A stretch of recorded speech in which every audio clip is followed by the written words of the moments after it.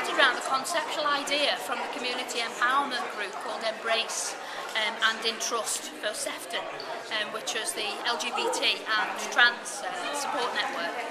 And we were looking at for us to have an equality kite mark that was in balance or it supported employers and service users around LGBT anti service issues, if you like, and improvements to service issues. We knew that this kite mark was well established and recognised within the Lancashire area, but there was nothing like it in the Merseyside area.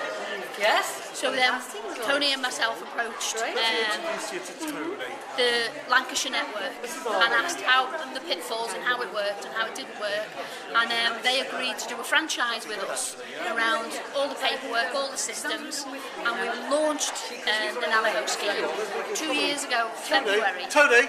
And 2 years ago, February. And then it's taken that journey for the assessors and everything to get established and to move to this point and celebrate the success of that, where the first organisations have gone through the assessment process and will receive their quality kite mark, and that will show and demonstrate to employers and to service users that wherever they're getting the service from or they're coming into jobs, that they're actually lesbian, gay and trans friendly and open to those services. In terms of employment, it's a good recruitment and advertising tool, as opposed to, if you say the comparator with Stonewall looks at policy, this looks at actual employer perception and employee perception, and actually focuses on beyond the policy, what's happening on the ground, what's happening to the employees. So then you become an employer of choice. And that kite mark demonstrates that when you're advertising for jobs as well.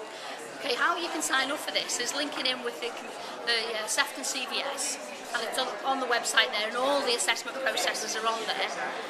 And what happens is, it's kind of a connection, if you like, with linking up with assessors, workplace assessment happening, and it's that peer support. It's a group of trained assessors work together, work with the organisation, come up with an action plan if there are areas that there's gaps in the service, if there isn't policies, if there isn't, or the feedback from focus group information that perhaps there's some gaps, and it's a supportive process.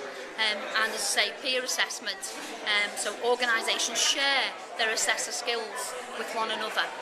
A bit like, if you take it back into the NHS system, it's a bit like IWL, that system which will be very familiar to NHS organisations, and that's how it works.